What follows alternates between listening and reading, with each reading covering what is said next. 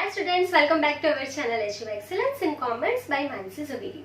So previous video में हमने सीखा था कि अकाउंट्स में हम सिर्फ इकोनॉमिक ट्रांजैक्शन ही रिकॉर्ड करते हैं, नॉन इकोनॉमिक ट्रांजैक्शन जो है उसकी हम एंट्री नहीं करते हैं, ठीक है। सो उसी को हम आगे लेके जाएंगे। आज के टॉपिक में हम सीखने वाले हैं अकाउंटिंग किसे कहेंगे, मतलब अकाउंट्स की डेफिनेशन एंड हम उसकी कैरेक्टरिस्टिक्स सीखने वाले हैं। डेफिनेशन अच्छे से सीख लो तो कैरेक्टरिस्टिक्स आ ही जाएंगे समझ में, ठीक है। चलिए, सो अकाउंट्स की जो डेफिनेशन है वो सबसे पहले दी है AICPA, मतलब American institute of certified public accountants, ठीक है। AICPA जिसे हम बोलते हैं AICPA, American institute of certified public accountants. तो पहली डेफिनेशन अकाउंट्स की AICPA ने दी है। जब आपको एग्जाम में दोनों में से कोई एक डेफिनेशन लिखना है तो आप कोई भी लिख सकते हो, ठीक है। कोई यहाँ पे कुछ ऐसा नहीं है कि AICPA की डेफिनेशन लिखो या ASC की डेफिनेशन लिखो, ऐसा कुछ नहीं है। आपको जो अच्छी लगे, जो समझ में आए, जो आप लर्न कर सकते हो वो आप एक लर्न कर सकते हो। समझना दोनों है हमें, तो हम जल्दी जल्दी क्लासिफिकेशन, कैरेक्टरिस्टिक्स एंड जो उसके ऑब्जेक्ट्स है एंड लिमिटेशन है, सारी चीजें हम अच्छे से समझ पाएंगे, ठीक है। चलिए, सो AICPA ने क्या बोला है कि अकाउंट्स क्या है। So accounting is an art of recording, ठीक है। अकाउंट जो है वो रिकॉर्डिंग का एक आर्ट है, मतलब हम जो भी ट्रांजेक्शन रिकॉर्ड करेंगे ना, मैंने बोला था ना जर्नल से शुरू होगा, तो वो एक आर्ट है, art of recording, classifying and summarising, ठीक है। सो अकाउंट क्या है, तो एक तो आर्ट है, क्या किस चीज का आर्ट है अकाउंट्स, तो रिकॉर्डिंग, क्लासिफाइंग एंड समराइजिंग, ठीक है। हमें रिकॉर्ड करने हैं ट्रांजेक्शन, उसके बाद उसका क्लासिफिकेशन करना है, देन समराइज करना है, ठीक है, in a significant manner and in terms of money. ये नहीं बोलना है इन टर्म्स ऑफ मनी, ठीक है। Transaction and event which are in part at least of a financial character and interpreting the result thereof, ठीक है। सो जो भी फाइनेंशियल कैरेक्टर होंगे उनका हम इंटरप्रिटेशन भी करेंगे। तो बहुत सिंपल सी डेफिनेशन है जो AICPA ने दी है कि अकाउंट्स जो है वो एक आर्ट है, हम सारे ट्रांजेक्शन को रिकॉर्ड करेंगे जो इकोनॉमिक है, ठीक है, क्योंकि यहाँ पे लिखा है ना clearly in terms of money, ठीक है। सो रिकॉर्ड करेंगे, क्लासिफिकेशन करेंगे, समराइज करेंगे, ठीक है। जो भी ट्रांजेक्शन आपके फाइनेंशियल कैरेक्टर के है, फाइनेंशियल कैरेक्टर मतलब जो आप पैसे से, जो भी ट्रांजेक्शन आपका मनी से हुआ है वो सारे ट्रांजेक्शन फाइनेंशियल कैरेक्टर के होंगे, ठीक है। तो उसका हम इंटरप्रिटेशन करेंगे, ठीक है, एंड जो भी रिजल्ट आएगा उसका हम इंटरप्रिटेशन करेंगे। तो ये सिंपल सी डेफिनेशन है, पहली डेफिनेशन। उसके बाद सेकंड डेफिनेशन यहाँ पे दिया है अमेरिकन स्टैंडर्ड काउंसिल, ASC ने दूसरी डेफिनेशन दी है यहाँ पे अकाउंट की। तो ASC ने क्या बोला है कि क्या है account, it is a service activity. ये जो हम अकाउंट्स लिखते हैं वो कौन सी एक्टिविटी है, सर्विस की एक्टिविटी है। कोई बिजनेस तो है नहीं हम अकाउंट्स लिखेंगे, अगर हमारा प्रोफेशन अकाउंट्स लिखना है तो वो सर्विस की एक्टिविटी है, समझ गए। Its function is to provide quantitative information, ठीक है। कौन सी इंफॉर्मेशन देना है, क्वांटिटेटिव इंफॉर्मेशन, मतलब जिस नंबर्स, ठीक है। क्वांटिटेटिव इंफॉर्मेशन मतलब नंबर्स में आप उसको काउंट कर पाओगे, वो सारी इंफॉर्मेशन। सो यहाँ पे देख लो, अगर आप डेफिनेशन देख रहे हो ना तो आप कैरेक्टरिस्टिक भी देखते जाओ। देखो यहाँ पे लिखा है ना क्वांटिटेटिव इंफॉर्मेशन, यहाँ पे भी देख लो, है ना। समझ रहे हो, डेफिनेशन से ही आपके कैरेक्टरिस्टिक्स आधे से ज्यादा हो जाएंगे। चलिए, सो क्वांटिटेटिव इंफॉर्मेशन देगा अगर आपने अकाउंट्स लिखा है तो। So primarily financial nature, financial in nature. So मैंने पहले ही बोला कि जो भी फाइनेंशियल ट्रांजेक्शन होंगे उसी का हम यहाँ पे रिकॉर्ड करेंगे। About economic entities that is intended to be useful in making economic decision. इससे हम क्या कर पाएंगे, जो भी हम अकाउंट्स लिखते हैं उससे हम इकोनॉमिक डिसीजंस भी ले पाएंगे। तो यहाँ पे देखो कैरेक्टरिस्ट में, ठीक है। तो यहाँ पे लिखा है ना इंटरप्रिटेशन, तो यहाँ पे भी है इंटरप्रिटेशन ऑफ ट्रांजेक्शन, देखो। तो यहाँ पे लिखा है क्लासिफिकेशन, तो यहाँ पे भी है क्लासिफिकेशन। यहाँ पे लिखा है ना इन टर्म्स ऑफ मनी, तो यहाँ पे भी है फाइनेंशियल कैरेक्टर्स होना चाहिए, तो यहाँ पे भी लिखा है फाइनेंशियल कैरेक्टर्स। तो देखो मोस्टली आप दो डेफिनेशन लर्न करते हो ना, सारे कैरेक्टरिस्टिक्स आपको समझ में आ जाएंगे। सारी डेफिनेशन में सब कुछ आप समझ गए होंगे। बहुत सी बार ना बच्चे क्या सोचते हैं ना कि मैंने पहले लेक्चर में भी बोला था कि अकाउंट सिर्फ लिख दो, प्रॉफिट कितना है, लॉस कितना है, समझ में आ जाएगा, इतना नहीं है। अकाउंट्स जो है उससे अभी देखो क्या कर सकते हैं, ट्रांजेक्शन रिकॉर्ड करना है, क्लासिफिकेशन करना है, समराइज करना है, रिजल्ट आएगा उसका हमको इंटरप्रिटेशन करना है। तो अभी कैरेक्टरिस्टिक्स आपके लिए बहुत ही सिंपल हो गए। अभी देखो, सबसे पहले यहाँ पे 7 कैरेक्टरिस्टिक्स आप देख सकते हो। पहले हम सारे समझ लेंगे, लास्ट में मैं आपको एक की समझा दूंगी, की से आप 7 जो अकाउंटिंग कैरेक्टरिस्टिक्स वो आप यहाँ पे लर्न कर पाओगे, ठीक है। वो मैं लास्ट में आपको एक की दे दूंगी। पहले समझ लेंगे 1 बाय 1। देखो, सो फर्स्ट हमारा फाइनेंशियल कैरेक्टरिस्टिक्स है। उसका मतलब क्या है कि कोई भी ट्रांजेक्शन होगा आपका, वो आप मेजर कर सकते हो अगर इन टर्म्स ऑफ मनी, तो ही आप रिकॉर्ड करोगे। तो हम प्रीवियस वीडियो में भी सीख चुके हैं। सो फॉर एग्जाम्पल यहाँ पे हम लिख लेते हैं, for example purchased furniture of ₹50,000 in cash. Suppose हमने कैश में फर्नीचर परचेज किया है और उसकी अमाउंट 50,000 है। अगर यहाँ पे पैसे है ही नहीं, फर्नीचर कितने का है वो दिया ही नहीं, तो आप मेजर कैसे करोगे फर्नीचर की वैल्यू? समझ में आया?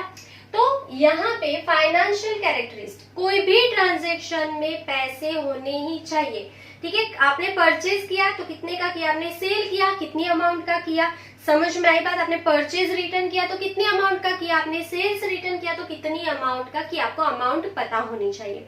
जो ट्रांजेक्शन में अमाउंट पता हो वही ट्रांजेक्शन हम रिकॉर्ड करेंगे।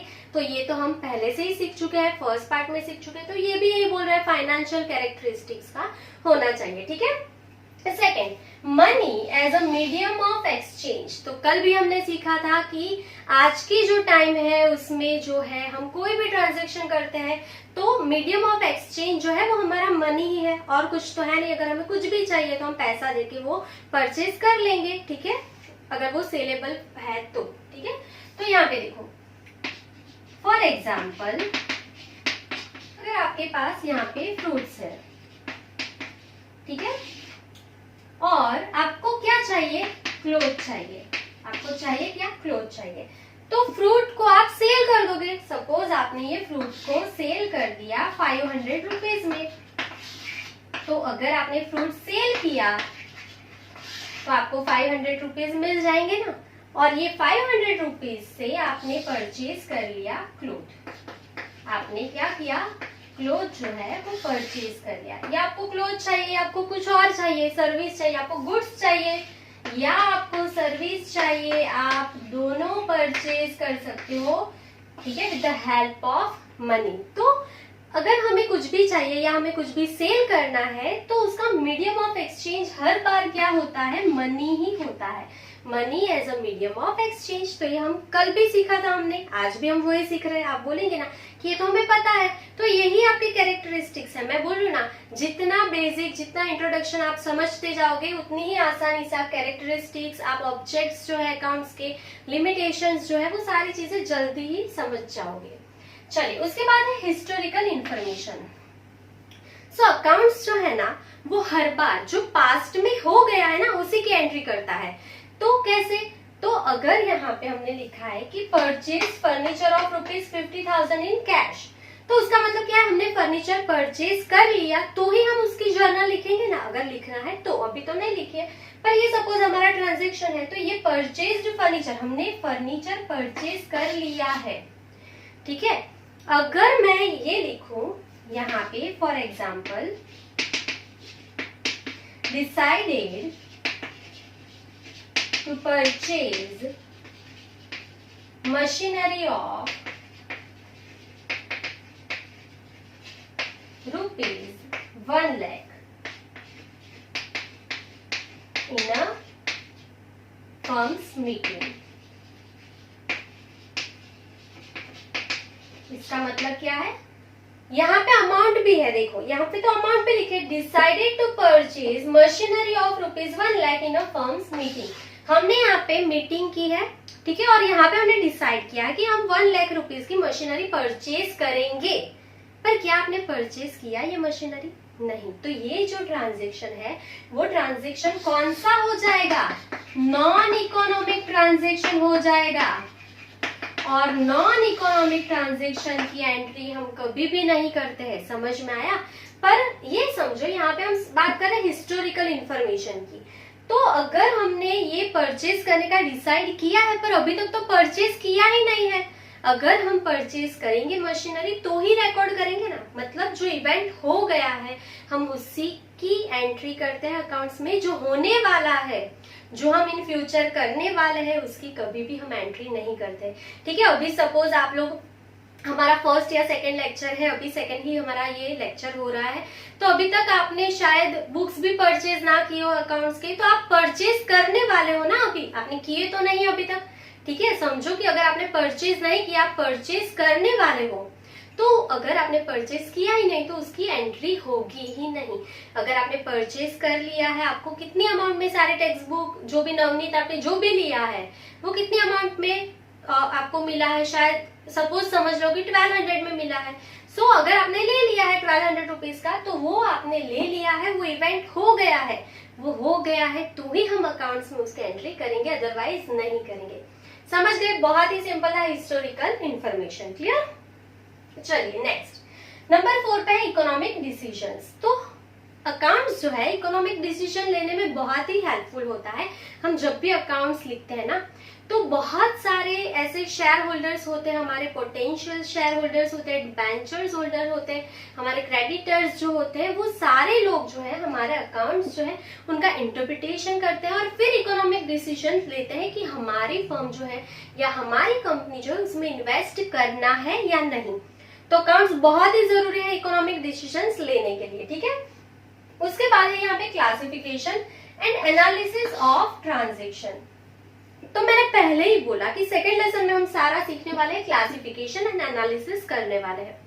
सो अगर हम क्लासिफिकेशन करते ही नहीं किसी ट्रांजेक्शन का, तो हमें पता ही नहीं चलता कि वो ट्रांजेक्शन एसेट का है, ठीक है, एसेट परचेज का है, एसेट सेल का है, गुड्स परचेज का है, गुड्स सेल का है, ठीक है, किसका ट्रांजेक्शन है वो हमें यहाँ पे आइडेंटिफाई करना पड़ेगा, क्लासिफिकेशन करना पड़ेगा। जो भी हमने परचेज या सेल किया है वो ट्रांजेक्शन कैश है, क्रेडिट है, वो सारा हमें यहाँ पे क्लासिफिकेशन करना पड़ेगा और उसका एनालिसिस हम करने वाले हैं। ठीक है, तो वो बहुत जरूरी होता है क्लासिफिकेशन एंड एनालिसिस हर एक ट्रांजेक्शन का, उसी पे से हम अकाउंट्स लिखते हैं। क्लियर? उसके बाद पहले ही सीख चुके ये तो क्वांटिटेटिव इंफॉर्मेशन। ठीक है, जो भी इंफॉर्मेशन होगी वो अमाउंट के साथ होगी। ठीक है, तो इसके लिए अकाउंट जो है वो हर बार हमें अमाउंट दिखाएगा ही दिखाएगा। तो इसके लिए जो भी इंफॉर्मेशन मिलेगी वो कौन सी होगी? क्वांटिटेटिव इंफॉर्मेशन होगी। समझ में आ रही है बात? बहुत ही सिंपल कैरेक्टरिस्टिक्स है। जो 7 आपके यहाँ पे कैरेक्टरिस्टिक्स है वो बहुत ही इजी वे में लर्न हो जाएंगे। आपको कैसे लर्न करना है वो भी मैं अभी आपको जाते जाते सिखा के जाऊंगी। देखो, उसके बाद लास्ट है यहाँ पे इंटरप्रिटेशन ऑफ अ ट्रांजेक्शन। तो हम क्या करते हैं ना, कोई भी ट्रांजेक्शन हुआ है उस पे से हम इंटरप्रिटेशन कर सकते हैं। अभी आप सोचोगे कैसे इंटरप्रिटेशन होता है, तो बहुत ही सिंपल है। समझो यहाँ पे आप बिजनेस कर रहे हो, आपने परचेज किया है। ठीक है, आपने क्या किया, आपने परचेज किया है। सपोज कुछ भी ले लो, आप पेन लेके आए हो, बॉल पेन, ठीक है, पेन पेंसिल कुछ भी लेके आओ, तो आपने परचेज किया है यहाँ पे पेन 100 रुपीज का। ठीक है, 100 रुपीज हम ले लेते हैं, आपने पेन परचेज किया। अब ये जो पेन है हम थोड़ी छोटी छोटी अमाउंट से सीख रहे हैं ताकि आपको भी समझ में आए, आप थोड़ा सा कनेक्ट कर पाओ इसके लिए अभी।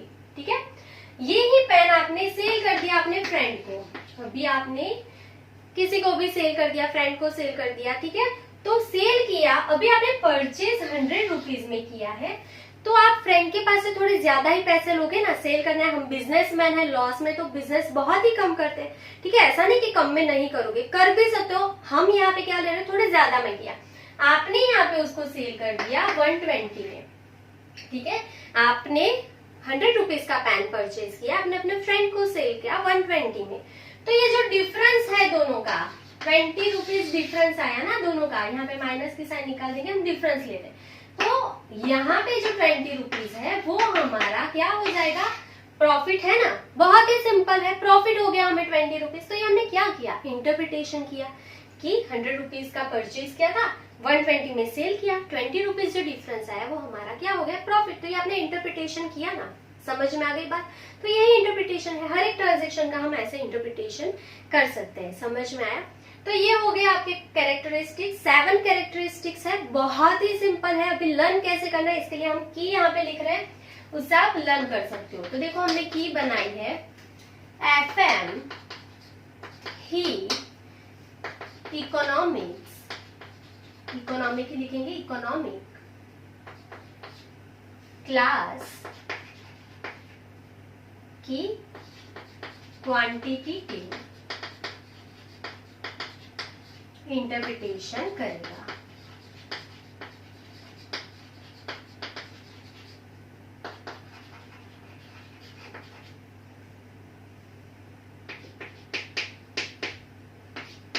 ठीक है, यहाँ पे मैंने 2 अंडरलाइन की है, वो आपके यहाँ पे कैरेक्टरिस्टिक में नहीं आएगा। अभी देख लो कैसे होगा, पहले की एक बार मैं बोल देती हूँ, उसके बाद आप 7 कैरेक्टरिस्टिक यहाँ पे समझ सकते हो। देखो समझ के भी हो जाएगा, ऐसा कुछ नहीं है कि आप ये 7 कैरेक्टरिस्टिक्स नहीं लर्न कर सकते हो, पर जिनको ऐसे नहीं लर्न हो रहा है वो ये की वाइज भी लर्न कर सकते हो। तो कैसे हमने की बनाई है, FM ही इकोनॉमिक क्लास की, मैंने ही लिखा है की, इकोनॉमिक्स क्लास की क्वांटिटेटिव इंटरप्रिटेशन करेगा। ठीक है, जो अंडरलाइन किया है वो नहीं आएगा। ठीक है, वो सिर्फ की बनाने के लिए। तो देखो F से फाइनेंशियल कैरेक्टरिस्टिक्स, M से money as a medium of exchange, HI मतलब historical information, economic decisions, class मतलब classification and analysis of transactions, उसके बाद क्वांटिटेटिव मतलब क्वांटिटेटिव इंफॉर्मेशन, एंड लास्ट में इंटरप्रिटेशन। किसका इंटरप्रिटेशन करोगे, ट्रांजैक्शन का, तो इंटरप्रिटेशन ऑफ ट्रांजैक्शन। तो ये हमने यहाँ पे की बनाई है, बहुत ही सिंपल है, और ये उन बच्चों के लिए है जो डायरेक्टली लर्न नहीं कर सकते 7 कैरेक्टरिस्टिक्स, वो की के अकॉर्डिंग टू 7 जो है यहाँ पे हमारे कैरेक्टरिस्टिक्स वो लर्न कर सकते हैं। तो बहुत ही सिंपल था आज का सेशन। आई होप कि आपको पूरा समझ में आ गया होगा, आपको कोई भी डाउट नहीं होगा। अगर आपको कोई भी डाउट है तो आप कमेंट सेक्शन में कमेंट कर सकते हैं। आज के लिए बस इतना ही। Thank you for watching, keep learning, take care.